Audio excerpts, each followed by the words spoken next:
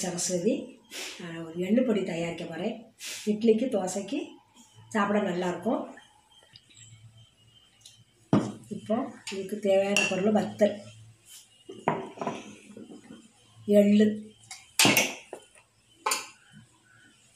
புளி, கருவேப்பிலை, பூண்டு பல்.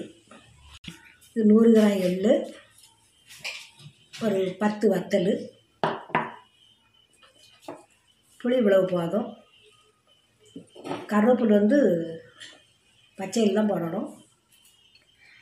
வெள்ளைப்பூடு பல், உப்பு. இப்போ சட்டியை காய வச்சு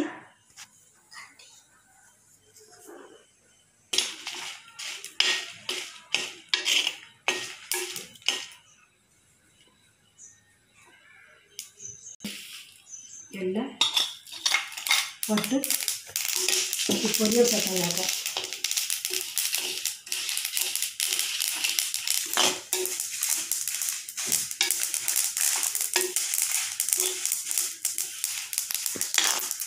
செஞ்சுக்கிட்டே அவ்வளோதான். நின்று பொரியல் நின்ற உடனே ஆஃப் பண்ணிடணும்.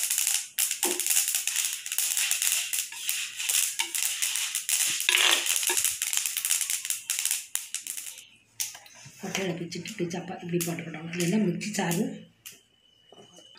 புளியை இப்படி பிச்சு வச்சுக்கிட்டு தான் இந்த எள்ளு பொடியை இடிக்கும்போது போடணும் சாறில் தான்.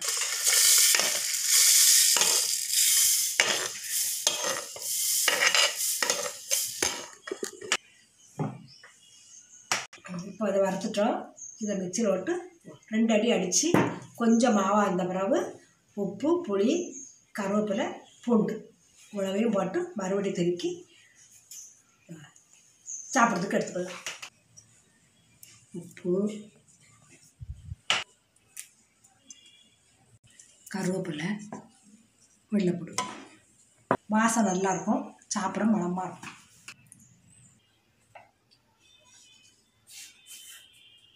சாப்பிட்டோப்போ